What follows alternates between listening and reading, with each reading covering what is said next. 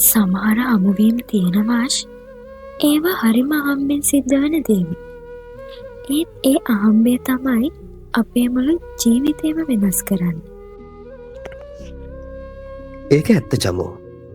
අපි කවුරුත් බලාපොරොත්තුවෙන් ඉන්නවා අපේ ජීවිතයට පාටක් එකතු කරන කෙනෙක් එනකල්. වැලන්ටයින් එක ළඟ නිසා නෙවෙයි, ඒත් හිතට දැනෙන ඒ තනිකම මකාගණ්ඩ කවුරු හරි ඉන්නවා කියන එකම ලොකු හයියක්. අද අපි කතා කරන්නේ ඒ වගේ අලුත් බලාපොරොත්තුව හිතට ආපු අය ගැන. සමහර විට ඔයා තවමත් ඒ කෙනාට ඔයාගේ හිතේ තියෙන දේ කියලා නැතුව ඇති. එහෙමත් නැත්තම් ඔයාට දැන් ඒ ආදරේ ලැබිලා ඇති.